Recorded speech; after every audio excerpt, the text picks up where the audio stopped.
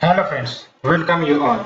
हम लोग fundamental rights के लेक्चर सीरीज डिस्कस कर रहे थे और अब तक हमने आर्टिकल 21 तक कवर किया था, right to life and personal liberty तक, और साथ ही साथ गोपालन केस, मेनका गांधी केस, इन सब के बारे में भी चर्चा करी थी। जिसके बाद जो आर्टिकल 21 का वाइडर इंटरप्रिटेशन देखने को मिला सुप्रीम कोर्ट की तरफ से, और अल्टीमेटली जैसे आपको भी पता है कि right to life do include right to live with human dignity. तो ये सब आपके कंपोनेंट्स राइट टू लाइफ के अंतर्गत आ जाते हैं। सो आज हम आर्टिकल 21 ए के बारे में डिस्कस करेंगे। सबसे पहली बात तो आपको ये पता होना चाहिए कि ओरिजिनल कॉन्स्टिट्यूशन में आर्टिकल 21 ए जैसा कोई प्रोविजन नहीं था। इसे ऐड किया गया आपका 86th कॉन्स्टिट्यूशनल अमेंडमेंट एक्ट 2002 में। और बेसिकली आर्टिकल 21 ए क्या कहता है, state shall provide free and compulsory education to all children of the age 6 to 14 years, है ना। तो 6 से 14 ईयर्स के एज ग्रुप वाले बच्चों को free and compulsory education state की तरफ से देने की बात कही जाती है, इन सच ए मैनर द स्टेट में डिटरमाइन। एंड बेसिकली ये जो प्रोविजन ऐड किए गए हैं 6 to 14 ईयर्स के लिए, ये एक्चुअली आपका डीपीएसपी में पहले हुआ करता था, है ना। आर्टिकल 45 इन पार्ट 4 जो कि आपका डीपीएसपी है, इसमें ये प्रोविजन हुआ करता था। लेकिन आपके 86 अमेंडमेंट एक्ट के बाद ये जो आपका फंडामेंटल राइट बना दिया गया, और जो एग्जिस्टिंग आर्टिकल 45 में जो स्टेटमेंट थी उसके सब्जेक्ट मैटर को चेंज कर दिया गया था।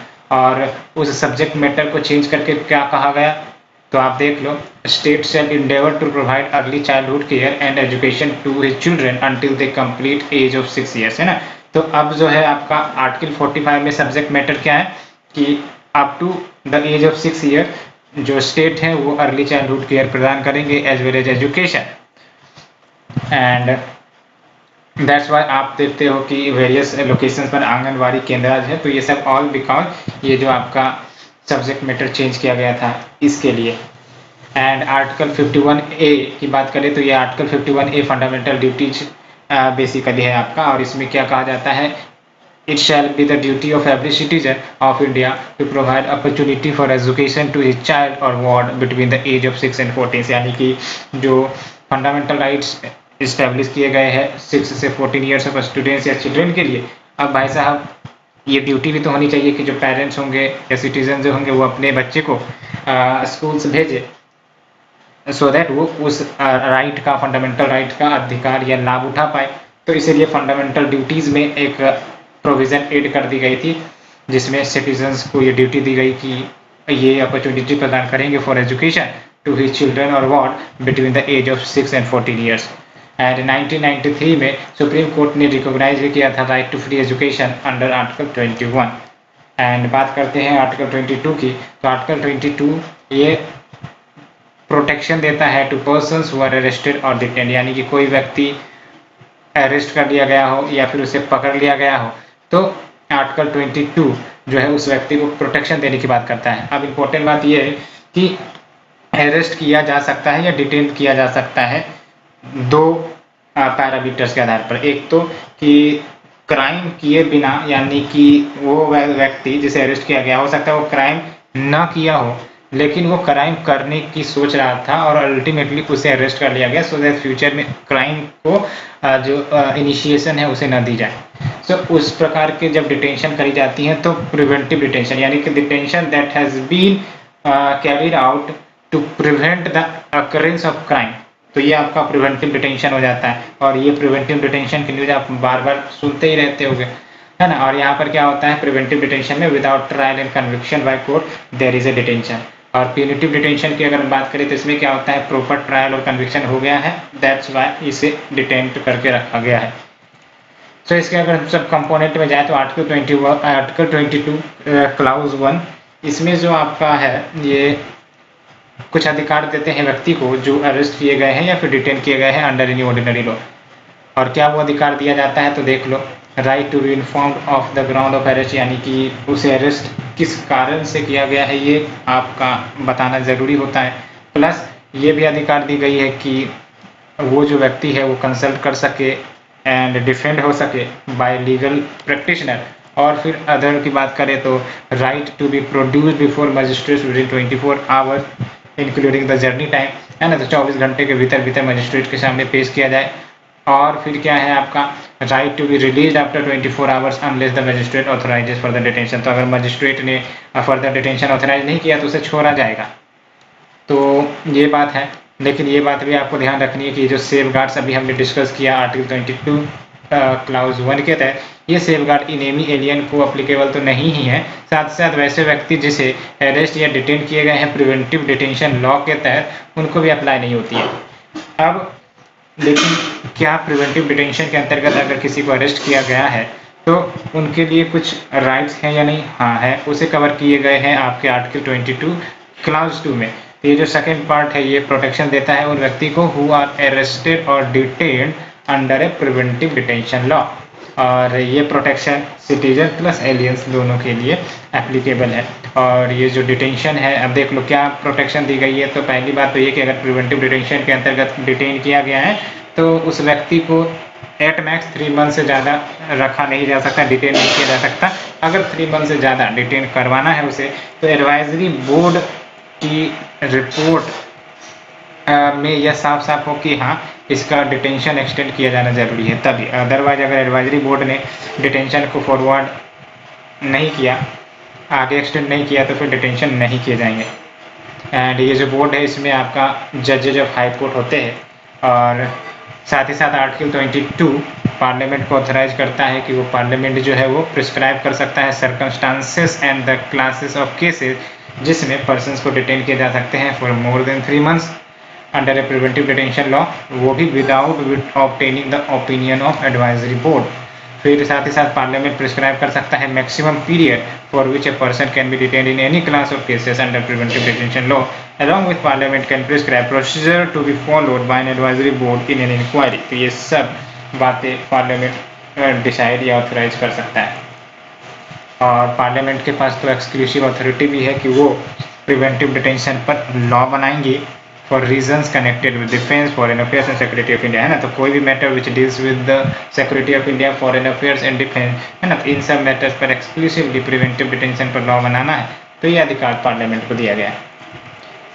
और बात करते हैं आर्टिकल 23 की। तो आर्टिकल 23 ये यूपीएससी में क्वेश्चन पूछे भी जा चुके हैं।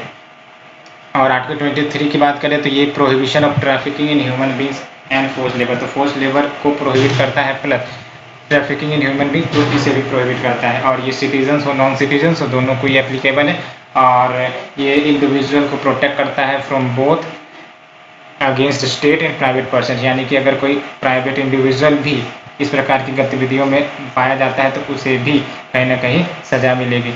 And article 23 permits the state to impose compulsory service for public purposes, है ना। तो ये कहने का मतलब ये कि आर्टिकल 23 परमिट करता है कि पब्लिक पर्पसेस के लिए अगर स्टेट चाहे तो कंपल्सरी सर्विसेज उठा सकता है। और इसमें क्या होगा कि state is not bound to pay, तो इसका मतलब ये हुआ कि इसे फोर्स लेबर नहीं माना जाएगा। कहने का मतलब ये है, बिकॉज यहाँ पर देख लो आर्टिकल 23 में फोर्स लेबर को प्रोहिबिट करने की बात करी गई है, लेकिन यहाँ पर अगर स्टेट पे नहीं कर रहा है फॉर पब्लिक पर्पसेस किसी भी सर्विसेज को बेसिकली देने के लिए, तो यहाँ पर आपका फोर्स लेबर नहीं कहलाया जाएगा, है ना। तो एज जो है वो मेंशन नहीं की गई है आर्टिकल 23 में। Expression traffic in human being क्या क्या आ सकती है, selling and buying of main women and children like goods, फिर immoral trafficking in women and children including prostitution, devadasi and slavery, ये सब आपके ट्रैफिक इन ह्यूमन बींग्स के अंतर्गत आ जाते हैं। बात करते हैं आर्टिकल 24 में क्या क्या कवर की गई हैं। तो आर्टिकल 24 प्रोहिबिट करता है employment of children below the age of 14 years, ये जरूरी याद रखना है, employment of children below the age of 14 years in any factory या माइनिंग या फिर other hazardous activity like construction work और रेलवे। बट ये याद रखना है, it does not prohibit their employment in any harmless या innocent work. And we have the commission for protection of child rights act 2005, इसे enact करी गई थी, जिसके तहत national commission and state commission for protection of child right इसे establish करी गई। और साथ ही साथ चिल्ड्रन कोर्ट भी इस्टेब्लिश करी गई for providing the speedy trial of offences against children या फिर जो वायलेशन ऑफ चाइल्ड राइट्स होते हैं उसके लिए। एंड आर्टिकल 25 की बात करें तो आर्टिकल 25 आपको right to freedom of religion देता है। और right to freedom of religion में क्या होता है कि all persons are equally entitled to freedom of conscience, यानी कि सारे व्यक्ति को अधिकार है कि अपनी अंतरात्मा की आवाज़ सुन सकते हैं, फ्रीली प्रोफेस कर सकते हैं अपने धर्म को, अपने प्रैक्टिस को, as well as they can propagate the religion.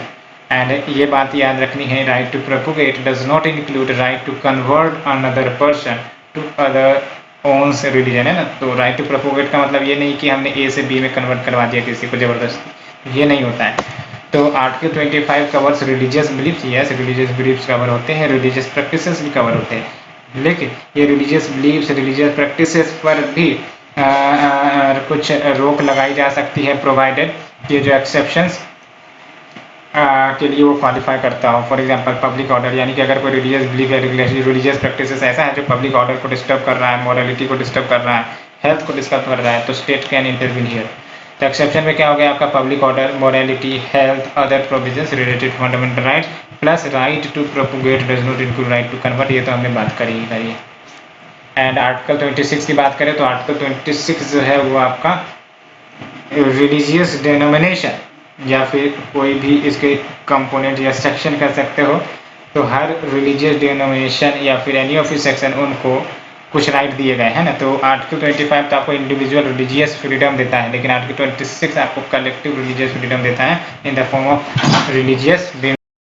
तो क्या क्या आपको राइट देता है, तो देख लो, right to establish and maintain institutions for religious and charitable purposes, है ना। तो ये अधिकार दिए जाते हैं कि जो रिलीजियस डिनोमिनेशंस है वो इस्टेब्लिश कर सकते हैं, मेंटेन कर सकते हैं इंस्टीट्यूशंस को for religious and charitable purposes, साथ ही साथ right to manage its own affairs in matters of religion, plus right to own and acquire movable as well as immovable property, and along with that right to administer such property in accordance with the law. तो ये सब अधिकार दिए जाते हैं religious freedom के रूप में। सो अगर हम बात करें आर्टिकल 25 वर्सेस आर्टिकल 26, इन दोनों में कंपैरिजन करें तो इस article 25 basically individual religious freedom देता है, आर्टिकल 26 कलेक्टिव रिलीजियस फ्रीडम देता है। आर्टिकल 25 की बात करें तो देख लो, freedom of conscience, free profession, practice and propagation of religion की बात करता है, और कहीं ना कहीं आर्टिकल 25 आपको राइट्स ऑफ इंडिविजुअल को प्रोटेक्ट करता है। और आर्टिकल 25 जो है इंडिविजुअलिस्टिक फ्रीडम ऑफ रिलीजन, हर व्यक्ति को freedom of conscience, profession, practice का अधिकार दिया गया, तो कहीं ना कहीं ये इंडिविजुअल लेवल पर फ्रीडम ऑफ रिलीजन को प्रमोट करता है। और यहाँ पर भी कुछ रेस्ट्रिक्शंस हैं, जैसे for example rights under article 25 subject to public order, morality, health, but not subject to other provision, जो फंडामेंटल राइट से हो सकते हैं। एंड आर्टिकल 26 की बात करें तो इसमें आपका freedom to manage religious affairs, तो देख सकते हो कलेक्टिव रिलीजियस फ्रीडम को ये प्रोटेक्शन देता है article 26। And article 26 guarantees right to religious denominations और their sections, and article 26 protects collective freedom of religion, मैंने आपको बताया। और लाइक आर्टिकल 25 जो आर्टिकल 26 है, इसमें भी आपका कुछ रेस्ट्रिक्शन लगाए जा सकते हैं, subject to public order, morality, health, but not subject to the other provisions related to fundamental rights. And article 27 की बात करें तो आर्टिकल 27 ये आपका basically freedom from taxation for promotion of religion, यानी कि अगर रिलीजन का कोई प्रमोशन कर रहा है तो इसका मतलब ये नहीं कि हम रिलीजियस टैक्स लेकर आए। फॉर एग्जांपल मेरावल इंडिया में जजिया टैक्स लेकर आया जाता था, प्लस अदर पिलग्रिमेज टैक्स लेकर आया जाता था, तो इस प्रकार के जो टैक्सेस है वो नहीं लगाए जाएंगे, ये आपका फंडामेंटल राइट है ना। Freedom from taxation for promotion of religion, and no person shall be compelled कि वो टैक्स पे करे फॉर प्रमोशन और maintenance of any particular religion या फिर religion denomination. And provision prohibit the state from favouring, patronising and supporting one religion over the other, है ना। तो state तो सेकुलर है, इसलिए स्टेट को प्रोहिबिट करता है कि वो किसी पार्टिकुलर रिलीजन को ओवर द अदर को फेवर नहीं करेंगे, पैट्रोनाइज करने नहीं करेंगे, सपोर्ट नहीं करेंगे, है ना। लेकिन हाँ ये बात है कि टैक्सेस के जो पैसे हैं वो यूज किए जा सकते हैं अगर स्टेट प्रमोट करना चाहती है, मेंटेनेंस करना चाहती है सारे रिलीजन को। सिंगल रिलीजन पर अगर ज़्यादा डोमिनेट करवाया जाएगा तो फिर स्टेट जो है सेकुलर नहीं कहलाएगा। अगर सारे रिलीजन पर इक्वली फोकस करता है तो कहीं ना कहीं हम कह सकते हैं कि यहाँ पर आपको सेकुलर विचारधारा निकल कर आएगी। साथ ही साथ टैक्स को तो प्रोहिबिट करता है ये आपका, लेकिन फीस को प्रोहिबिट नहीं करता है। फीस कलेक्ट किए जाते हैं, आप डिफरेंट रिलीजियस इंस्टीट्यूशन जाते होगे तो आप फीस पे करनी पड़ती है, क्या वो टैक्स थोड़ी ना, वो फी है, वो तो नेसेसरी है फंक्शनिंग के लिए। सो अगर हम आर्टिकल 28 की बात करें तो आर्टिकल 28 ये आपको फ्रीडम प्रदान करता है फ्रॉम अटेंडिंग रिलीजियस इंस्ट्रक्शन, है ना। तो कहीं पर भी अगर रिलीजियस इंस्ट्रक्शन हो रहा है, आप उसे अटेंड करना चाहो या नहीं करना चाहो, ये आप पर निर्भर है, आपको फ्रीडम दिया गया under article 28। And for example देख लो, no religious instruction shall be provided in any educational institution जो wholly maintained है स्टेट फंड्स के द्वारा। स्टेट फंड यानी गवर्नमेंट ऑफ इंडिया हो सकती है, स्टेट गवर्नमेंट हो सकती है, उनके फंड से जो भी इंस्टीट्यूशन, जो भी एजुकेशनल इंस्टीट्यूशन चलाए जाते हैं, वहाँ पर आपका रिलीजियस इंस्ट्रक्शन तो दी ही नहीं जाएगी। एंड ये उन एजुकेशनल इंस्टीट्यूशन पर अप्लाई नहीं होती है which is administered by the state, but वो इस्टेब्लिश हुई है इंडोमेंट या ट्रस्ट, यानी कि इंडोमेंट और ट्रस्ट से अगर कोई एजुकेशनल इंस्टीट्यूशन इस्टेब्लिश हुई है तो मान लो वहाँ पर रिलीजियस इंस्ट्रक्शन दिए जा सकते हैं। तो आर्टिकल 28 आपका 4 टाइप ऑफ एजुकेशनल इंस्टीट्यूशंस की बात कर सकता है ओवरऑल अगर देखा जाए तो। पहली तो ये कि वैसे इंस्टीट्यूशन या संस्थान जो होली मेंटेन्ड होती हैं स्टेट के द्वारा और यहाँ पर कंप्लीट प्रोहिबिशन है रिलीजियस एजुकेशन इम्पार्ट करने के लिए। दूसरा है आपका institution administered by the state but established under endowment और ट्रस्ट, तो यहाँ पर religion instruction, religious instruction permitted है, दिए जा सकते हैं, बिकॉज यहाँ एस्टेब्लिश हुआ है इंडोमेंट या ट्रस्ट के माध्यम से। फिर जो तीसरा है आपका institution recognised by the state. चौथा है institution receiving aid from the state. तो इन दोनों कंपोनेंट पर रिलीजियस इंस्ट्रक्शन परमिटेड है, लेकिन वॉलंटरी बेसिस पर, ये स्टूडेंट पर निर्भर करेगा कि वो रिलीजियस इंस्ट्रक्शन लेना चाहती है या नहीं लेना चाहती।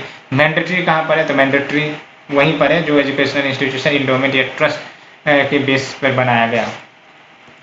आर्टिकल 29 की बात करें तो आर्टिकल 29 बेसिकली कहता है एनी सेक्शन ऑफ सिटीजन, ये स्टेटमेंट याद रखना है, any section of citizen who is residing any part of India having the distinct language या स्क्रिप्ट या कल्चर ऑफ इट्स ओन, उनको अधिकार है कि उसे कंजर्व करे। एंड साथ ही साथ no citizen shall be denied admission into any educational institution जो मेंटेन करी जाती है स्टेट के द्वारा या फिर स्टेट के द्वारा एड रिसीव करी जाती है on grounds only of religion, race, caste और लैंग्वेज। तो रिलीजन, रेस, कास्ट और लैंग्वेज के ग्राउंड पर कोई भी सिटीजन को वंचित नहीं किया जा सकता in taking admission into any institutional educational institution which is maintained by the state और receiving aid out of the state funds. लेकिन हाँ, कुछ अदर ग्राउंड हो सकते हैं, जैसे कि आपका एलिजिबिलिटी पूछा जा सकता है, क्योंकि टेक्निकल एलिजिबिलिटी क्राइटेरिया तो हो सकती है ना, तो उन ग्राउंड पर भले ही हाँ डिनाई किया जा सकता है। भाई साहब आप 12 पास ही नहीं किए हो तो आपको ग्रेजुएशन पे कहाँ से एडमिशन मिल जाएगी, तो इस प्रकार का ये जो आपका एलिजिबिलिटी है ये हो सकता है। लेकिन रिलीजन के नाम पर कि आप ये धर्म के हो इसीलिए आपको नहीं दिया जाएगा, या ये रेस के हो इसलिए आपको एडमिशन नहीं दिया जाएगा, तो ये नहीं होगा। आर्टिकल 29(1) बेसिकली प्रोहिबिशन है that protect right of a group, और article 29 clause 2 this provision guarantees right of a citizen as an individual irrespective of the community जो वो बिलोंग करता। और article 29 grant protection to both religious minorities as well as linguistic minority. ये पता होना चाहिए article 29 में हम रिलीजियस और लिंग्विस्टिक दोनों माइनॉरिटीज को प्रोटेक्शन देते हैं, दोनों माइनॉरिटीज को अधिकार देते हैं कि वो अपने एजुकेशनल इंस्टीट्यूशन सेटअप कर सकते हैं, साथ ही साथ अपने वो लैंग्वेज है, कल्चर है, स्क्रिप्ट वो सब प्रोटेक्ट कर सकते हैं। ये बातें है ना। और कॉन्स्टिट्यूशन ने माइनॉरिटीज टर्म को डिफाइन नहीं किया है, लेकिन सुप्रीम कोर्ट ने कहा है कि ये जो right to conserve the language it also includes right to agitate for the protection of language. Along with that जो स्कोप है इस आर्टिकल की, यानी कि आर्टिकल 29 की, वो रेस्ट्रिक्टेड नहीं है माइनॉरिटीज से ही सिर्फ, बिकॉज यहाँ पर एनी सेक्शन ऑफ सिटीजन कहा गया। और एनी सेक्शन ऑफ सिटीजन की बात करें तो इसमें माइनॉरिटीज भी आ सकते हैं और मेजोरिटी भी आ सकते हैं। हो सकता है एक लोकेशन में जो हो सकता है ओवरऑल इंडिया में आपका हिंदू पॉपुलेशन मेजोरिटी में हो, लेकिन कहीं कहीं सेक्शन ऐसे होंगे जहाँ पर हिंदू पॉपुलेशन माइनॉरिटी में हो सकता है। तो इस प्रकार के आपके नैरेटिव्स यहाँ पर काम करते हैं। एनी सेक्शन ऑफ सिटीजन का मतलब ये हुआ कि that include minorities as well as majority, क्योंकि मेजोरिटी एक जगह पर हो सकता है मेजोरिटी है, लेकिन दूसरी जगह पर हो सकता है वो माइनॉरिटी हो, तो प्रोटेक्शन वहाँ पर भी मिलनी चाहिए। ये बातें ऑब्जर्व करी गई थी। आर्टिकल 30 की बात करें तो आर्टिकल 30 ये right of minorities to administer and establish educational institution, तो इसकी बात करता है। And article 30 grants certain right to minorities, और जब हम बात करते हैं माइनॉरिटीज को तो रिलीजियस या फिर लिंग्विस्टिक दोनों हो सकती है। तो क्या सर्टेन राइट दी गई है अंडर आर्टिकल 30? तो पहली बात तो ये कि ऑल माइनॉरिटीज चाहे वो लिंग्विस्टिक हो रिलीजियस हो have the right to establish and administer educational institution of their choice। तो अपने चॉइस का वो एजुकेशनल इंस्टीट्यूशन को इस्टेब्लिश कर सकते हैं, एडमिनिस्टर कर सकते हैं, ये अलाउ किया गया है।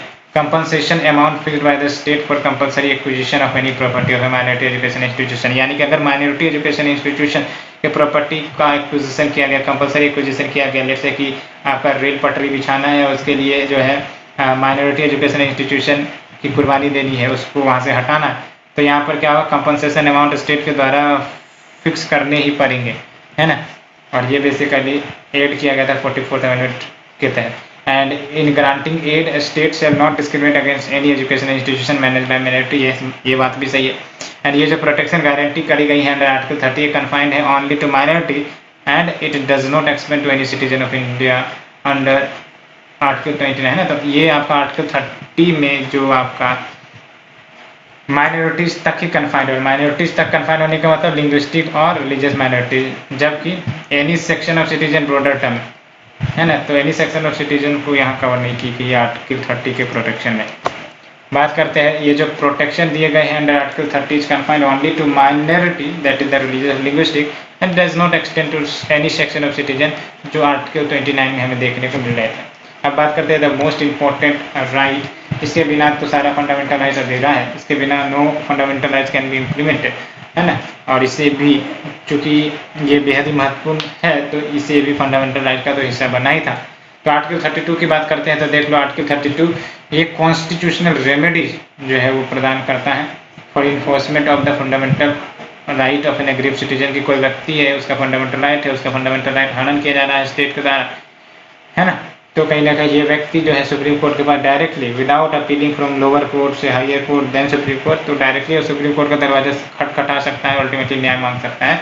और सुप्रीम कोर्ट उसे घुरा नहीं सकता, वापस लौटा नहीं सकता, न्याय देना ही पड़ेगा, है ना। और ये बेसिक स्ट्रक्चर का फीचर है। और ये जो right to get the fundamental right protected, ये खुद एक फंडामेंटल राइट है। अभी तो हमने बोला बिकॉज फंडामेंटल राइट 12 से 35 तक एक्सटेंड होते हैं, है ना, ये बात हो जाती है।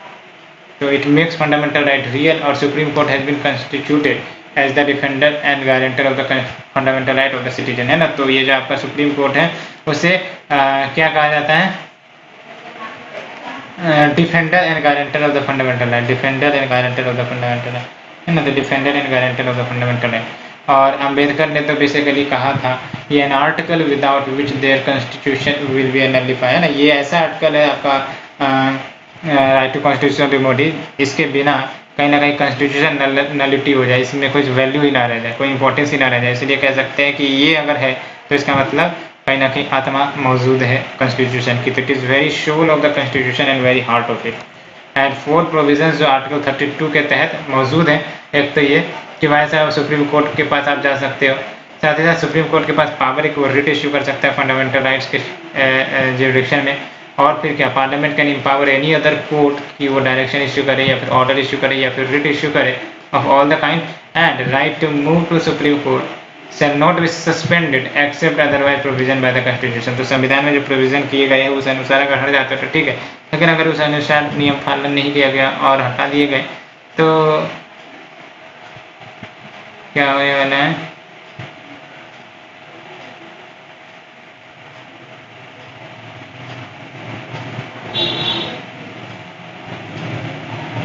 है ना।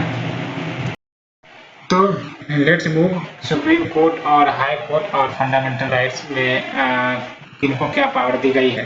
तो सुप्रीम कोर्ट जो है वो आपका आर्टिकल 32 के तहत इनको ओरिजिनल जुरिडिक्शन दिया गया है कि वो फंडामेंटल राइट्स को हियर करे, नॉट एक्सक्लूसिव, बिकॉज ये हाई कोर्ट के पास भी अधिकार है। और सुप्रीम कोर्ट में क्या होगा कि कोई फंडामेंटल राइट्स का वायलेशन हुआ तो डायरेक्टली आप supreme court at the first को पहुंच सकते हो, है ना।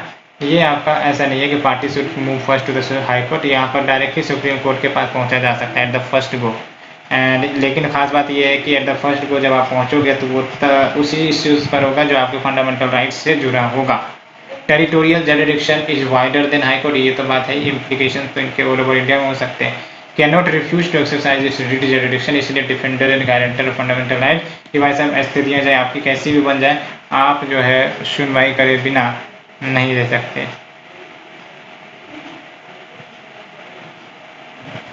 ठीक है।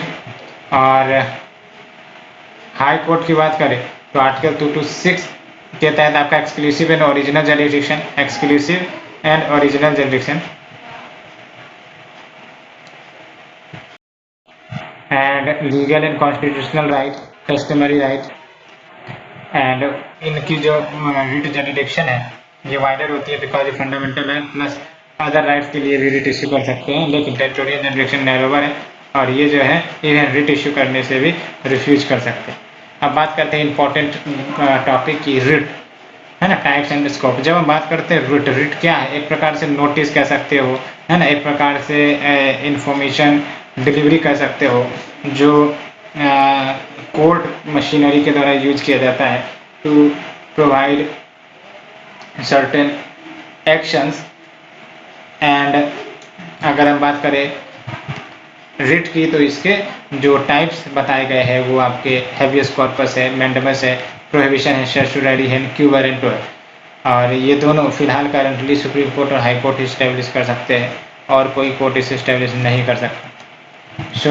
ये जो आपका रिट है, कंसेप्ट ऑफ रिट या प्रेरोगेटिव रिट आपने पढ़ा भी होगा, ये बोलो करी गई है इंग्लिश की तरफ से, है ना, prerogative writ and fountain of justice. अगर हम डिटेल से बात करें हैबियस कॉर्पस, तो हैबियस कॉर्पस का मतलब यही है, अब देख सकते हैं यहाँ पर आपको याद रखने की जरूरत नहीं है, हैबियस यानी कि हैव द बॉडी, है ना, H A have the body, ऐसे याद रख सकते हैं। Habeas corpus have the body, have the body का मतलब हो गया कि भाई साहब कि अगर कोई व्यक्ति या फिर अथॉरिटी किसी बंदे को अरेस्ट करके रखे है तो कोर्ट ऑर्डर इश्यू कर सकती है या रिट इश्यू कर सकती है टू द पर्सन जिसने डिटेन कर रखा है दूसरे पर्सन को, कि भाई साहब आपको उस पर्सन की बॉडी पेश करनी पड़ेगी बिफोर अस। एंड कहीं ना कहीं हम कह सकते हैं ये जो अधिकार है ये कहीं ना कहीं इंडिविजुअल लिबर्टी को जो है वो स्वागत करता है against the arbitrary detention, because if you are doing arbitrary detention, ये लिबर्टी का एक प्रकार से वायलेशन है। और याद रखना है इलीगल डिटेंशन अगर है तभी ये वैलिड होगा, लीगल डिटेंशन है तो अब ये रिट क्यों इशू करेंगे कोर्ट, है ना, तो इलीगल डिटेंशन के लिए रिट इशू किए जा सकते हैं, as well as it is applicable both for private as well as public.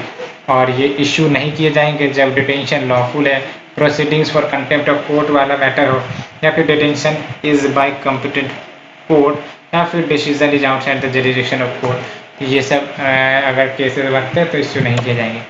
Mandamus की बात करें तो इसमें भी आप याद रख सकते हो, मैंड, मैंड मतलब कमेंड, है ना, mand is equal to commend.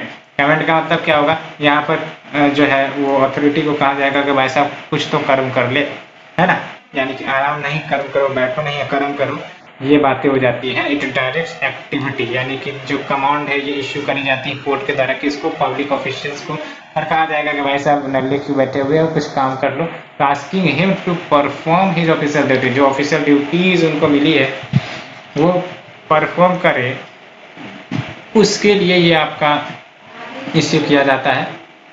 And ये प्राइवेट बॉडी के खिलाफ नहीं इश्यू किया जाएगा, पता होना चाहिए आपको प्राइवेट बॉडी के खिलाफ क्यों इश्यू किया जाएगा, लॉजिकली गलत होगा, है ना, तो it can be issued against public body, corporation, inferior court, tribunal, government for the same purpose, है, तो वही बात है, इन सब के लिए इश्यू किया जा सकता है, प्राइवेट एंटिटी के लिए नहीं।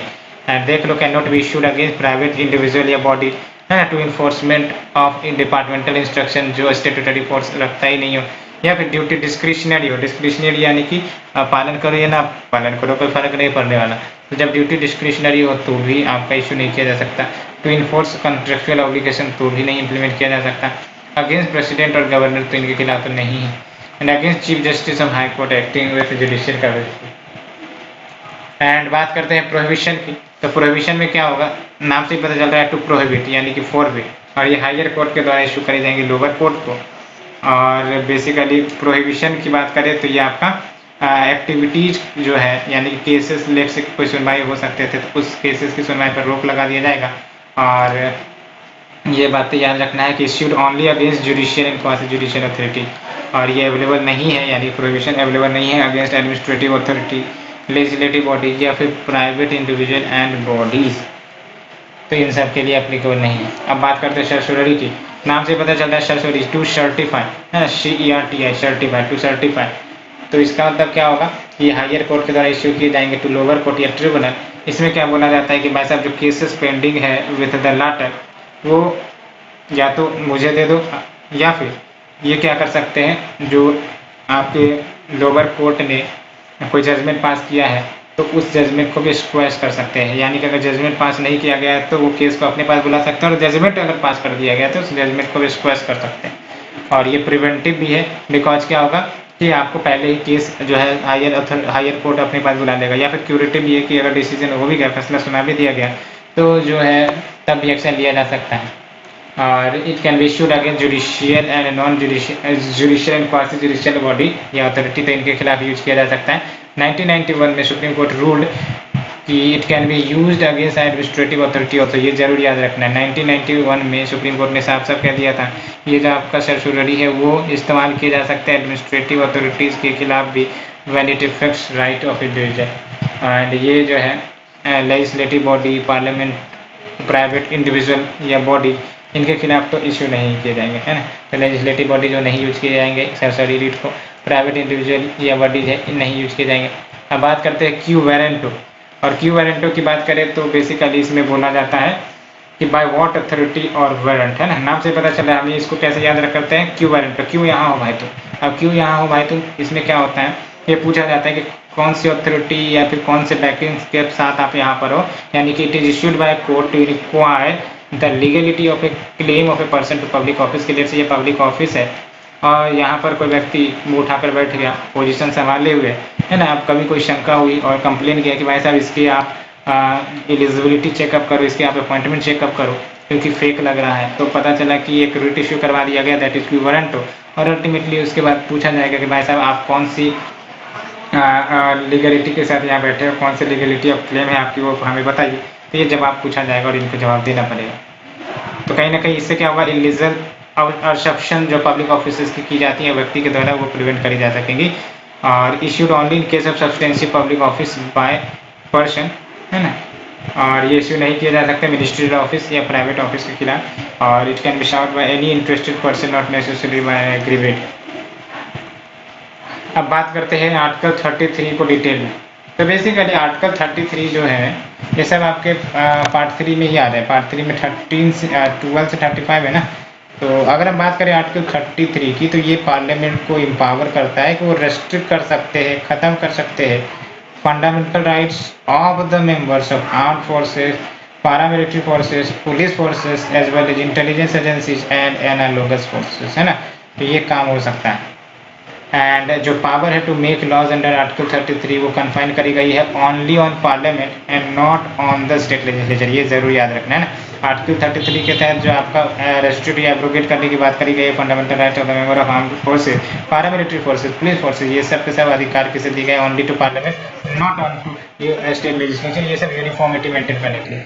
And any such law made by parliament, उसे चैलेंज भी नहीं किया जा सकता कोर्ट में ऑन द ग्राउंड कि भाई साहब ये फंडामेंटल राइट को कंट्रीब्यूट करता है ना। और पार्लियामेंटरी लॉ जो इनेक्ट करी गई अंडर आर्टिकल 33, ये बेसिकली ये एक्सक्लूड कर सकता है कोर्ट मार्शल को भी, यानी कि tribunal establish under the military law from the jurisdiction of the supreme court and high court, है ना। तो क्या खास बात है इसमें, ये जो आपका पार्लियामेंट्री लॉ अगर इनेक्ट किए जाते हैं अंडर आर्टिकल 33, तो ये एक्सक्लूड कर सकता है कोर्ट मार्शल को from the writ jurisdiction of SC and HC.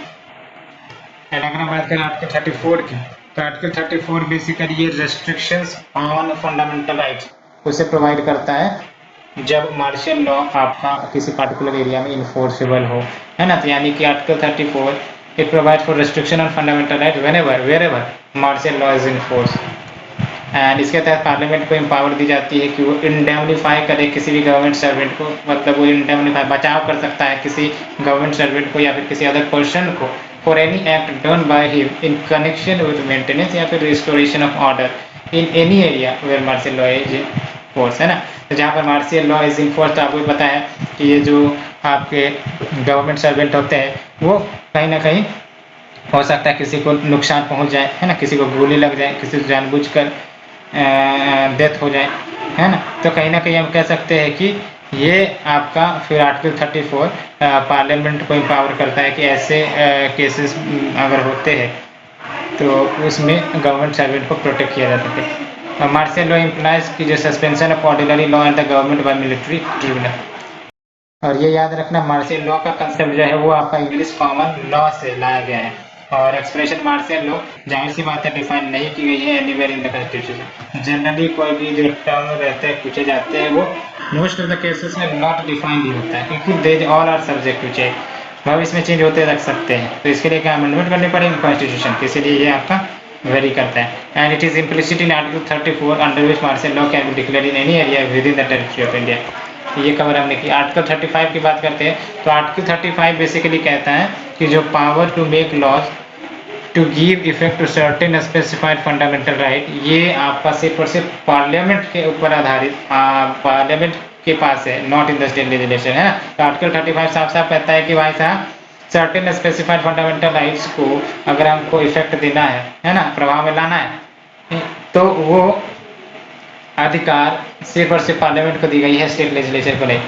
तो ऑब्जेक्टिव क्या है, क्या एम है ऐसा करने का, क्यों स्टेट लेजिस्लेचर को वंचित रखा जाता है? तो बेसिकली यूनिफॉर्मिटी हो जाए थ्रू आउट इंडिया, उसको इंश्योर करने के लिए with regard to the nature of those FR and punishment for their infringement and parliament shall have and legislature. अब ये देख लो कौन कौन से हैं जिसी बात में कर रहा हूँ आर्टिकल 35 के तहत। पहली बात तो ये कि parliament shall have and state legislature shall not have power to make laws with respect to, है ना। तो कौन कौन से क्षेत्र में आपका parliament not the state legislature laws बना सकते हैं? तो रेसिडेंस को अगर प्रिस्क्राइब करना हो as a condition for certain employment या अपॉइंटमेंट्स, तो वो प्रिस्क्राइब पार्लियामेंट ही करेगा, स्टेट लेजिस्लेशन नहीं। empowering court other than Supreme Court and High Court to issue or abrogate to issue direction orders and writs of all kinds for the enforcement of fundamental right, ये भी आपका basically parliament allow करेगा, तो ये भी याद रखनी है ना। तो और फिर क्या है आपका रिस्ट्रिक्टिंग और abrogating the application of fundamental right to member of arm forces, police forces, ये सब तो अभी हमने डिस्कस किया। ये भी किसके अधिकार क्षेत्र में है? तो इन्हीं के अधिकार क्षेत्र में है, पार्लियामेंट के अधिकार क्षेत्र में। साथ ही साथ इंडेमनिफाइंग एनी गवर्नमेंट सर्वेंट और any other person for any act done during the operation of martial for law in any area, article 34। ये तो हमने बात भी किया कि अगर कोई गवर्नमेंट सर्वेंट या अदर कोई व्यक्ति, है ना, कोई एक्ट करता है during the operation of martial law in any area, तो उसे प्रोटेक्ट किया जाता है, प्रोटेक्ट करने का अधिकार दिया गया। And parliament shall have and state legislature shall not have power to make laws for prescribing punishment for those act जिसे डिक्लेयर की गई है ऑफेंसेस के रूप में under the fundamental right. And इसमें आपका अनटचेबिलिटी आ गया, ट्रैफिकिंग इन ह्यूमन बींग्स आ गई, एंड फॉर्स लेबर आ गई, है ना। तो क्या हो रहे हैं कि parliament shall have and state legislature shall not have power to make laws for prescribing punishment for those act that are declared to be offenses of the fundamental right। जैसे अनटचेबिलिटी है, ये आपका इलीगल है, trafficking in human beings ले लो, है। And article 35 extends the competence of the parliament to make a law on matters specified above although some of the matters may fall, है ना। तो ये कहने का मतलब ये कि आर्टिकल 35 में आप सब्जेक्ट मैटर देखो, कहीं ना कहीं कुछ इस प्रकार के सब्जेक्ट मैटर भी है कि हो सकता है जब लॉ बनाया जाए उन टॉपिक पर तो वो टैली कर जाए, आपका टकराव में आ जाए, या स्टेट लेजिस्लेचर के सब्जेक्ट लिस्ट के भी डोमेन में आ जाए, तो वहाँ पर आपको या पार्लियामेंट की ही लॉ चलेगी। बात करते हैं मार्शियल लॉ और नेशनल इमरजेंसी में क्या डिफरेंसेस है। मार्शियल लॉ आपको पता है कि ये जो है सिर्फ और सिर्फ फंडामेंटल राइट्स को अफेक्ट करता है, और फंडामेंटल राइट्स को अफेक्ट करता है बिकॉज इसमें जो गवर्नमेंट सर्वेंट्स या ऑफिशियल्स हैं उनको हायर पावर दे दी जाती है। बात ये है, इसलिए फंडामेंटल राइट्स को अफेक्ट कर सकता है, और ये गवर्नमेंट और ऑर्डिनरी लॉ कोर्ट्स को भी सस्पेंड कर देता है। और ऑब्जेक्टिव वही होती है कि जो law and order duty breakdown की गई है उसको फिर से रिस्टोर किया जाए। साथ ही साथ it is impose in some specific area of country and it has no specific provision in constitution, और ये इम्प्लिसिट है ना, स्पेसिफिक प्रोविजन मार्शियल लॉ के लिए नहीं है बट इम्प्लिसिट है। बात करते हैं नेशनल इमरजेंसी की, तो नेशनल इमरजेंसी अंडर आर्टिकल 352, और ये सिर्फ फंडामेंटल राइट्स ही नहीं बल्कि सेंटर स्टेट रिलेशन हो, distribution of revenues and legislative power हो बिटवीन सेंटर स्टेट, ये सब को प्रभावित करता है, और ये टेन्यूर ऑफ पार्लियामेंट को भी एक्सटेंड कर सकता है। एंड ये गवर्नमेंट के रूप में कंटिन्यू करते हैं, ऑर्डिनरी लॉ कोर्ट के रूप में कंटिन्यू करते हैं, और इसे इम्पोज नहीं किया जाता। It can be impose only on 3 ground, तो ये सबसे खास बात है, it can be impose only on 3 ground. एक तो आपका वॉर है, एक्सटर्नल एग्रेशन है, और तीसरा है आर्म्ड रिवेलियन, है ना। लेकिन आपको ही पता है ना, नेशनल इमरजेंसी में पहले ये इंटरनल डिस्टर्बेंस होता था, उसी को हटा कर आर्म्ड रिवेलियन कहा गया था। And it is imposed either in whole of the country or certain portion of the nation, and it has a specific and detailed provisions in the constitution, और ये explicit है ना, ये explicit है, वो implicit है मार्शियल। तो अगर हम बात करें exceptions to fundamental right, तो yes कुछ exceptions है। फॉर एग्जाम्पल exception का मतलब ये हुआ कि अगर कुछ एक्ट है, लॉज है जो वायलेट कर रहे हैं फंडामेंटल राइट को, तो वो भी कुछ एग्जिस्ट कर जाता है। फॉर एग्जाम्पल कोई लॉज जिसे 9th शेड्यूल में डाल दिया गया है, तो सर्टेन एक्ट एंड रेगुलेशंस वो प्रोटेक्टेड हो जाएंगे from declaring void and null, है ना। उसी प्रकार से saving of laws providing for acquisition of stage and saving of laws give effect to certain directive principles as well. अब बात करते हैं क्रिटिसिज्म ऑफ फंडामेंटल राइट। तो एक्सेसिव लिमिटेशंस की बात करता है ना। सोशल एंड इकोनॉमिक राइट्स नहीं दिए गए हैं, कोई प्रॉपर क्लियरिटी इनके शब्द में नहीं है, परमानेंसी नहीं है क्योंकि बार बार ये चेंज हो जाती है, suspension during emergency, expensive remedy या फिर preventive detention, no consistent philosophy, ये सब कुछ क्रिटिसिज्म। और अगर हम बात करें सिग्निफिकेंस ऑफ फंडामेंटल राइट, तो ये बेडरॉक है डेमोक्रेटिक सिस्टम का, हम कह सकते हैं ना। तो फंडामेंटल राइट तो बेडरॉक है आपके डेमोक्रेटिक सिस्टम का। और formidable blue walk of individual liberty plus institute dignity and respect of intellectual plus strengthen secular fabric of Indian state and protect the interest of minority. तो ये सब कुछ आपके फंडामेंटल राइट्स में आ जाते हैं। तो अगर हम बात करें राइट्स आउटसाइड पार्ट 3, यानी कि तो फंडामेंटल राइट्स में तो आपको अधिकार दिए गए, लेकिन आउटसाइड फंडामेंटल राइट्स कुछ कॉन्स्टिट्यूशनल अधिकार या लीगल अधिकार कर सकते हैं, वो भी मिला है। For example, no tax shall be levied और collected except by authority of law, यानी कि अथॉरिटी ऑफ लॉ को छोड़कर कोई भी टैक्स जो है वो लेवाई नहीं किया जा सकता, कलेक्ट नहीं किया जा सकता आर्टिकल 265 में। उसी प्रकार से किसी व्यक्ति को डिप्राइव नहीं किया जा सकती इसकी प्रॉपर्टी से bye authority of law, basically accept by authority of law. तो दैट्स वाई एग्जीक्यूटिव से तो सेफगार्ड है आपका लैंड प्रॉपर्टी, लेकिन लेजिस्लेटिव एक्शंस अगर आ जाते हैं तो वो कहीं ना कहीं प्रभावित कर देंगे। And trade, commerce and intercourse through out the territory of India shall be free, ये आपका आर्टिकल 301 है। तो ये आप मेंस के लिए तीनों आर्टिकल आप यूज कर सकते हो, अच्छे आर्टिकल से ये पता होना चाहिए। अब बात करते हैं कुछ certain differences between fundamental rights, DPSPs and fundamental duties. तो पहली बात तो फंडामेंटल राइट्स जो है वो जस्टिसेबल है, यानी कि अगर इसका वायलेशन होता है तो आप मुंह उठाकर सुप्रीम कोर्ट, हाई कोर्ट जा सकते हैं। पॉलिटिकल जस्टिस इंश्योर करता है, लीगल सैंक्शन है, पर्सनल एंड इंडिविजुअलिस्टिक है, हर एक व्यक्ति को अधिकार है, ऑटोमेटिकली इन्फोर्स हो जाती है, courts can declare law as unconstitutional अगर वो वायलेट करता है फंडामेंटल राइट को। डीपीएसपी की बात करें तो नॉन जस्टिसेबल, आप कोर्ट उठाकर बार बार चले जाए फिर भी आपको ये आपका जस्टिसेबल नहीं होगा। And economic and social justice aim करता है, नो लीगल सैंक्शन, कोई लीगल सैंक्शन नहीं है। सोसाइटियन एंड सोशलिस्टिक विचारधारा से इंफ्लुएंस है DPSP, not automatically enforce, court can not declare unconstitutional, ये बात हुई है क्यों, बिकॉज डीपीएसपी है। फंडामेंटल ड्यूटीज की बात करें तो इसमें तो ड्यूटीज ही आती है, no force of section as such need special laws to enforce section and not automatically enforce.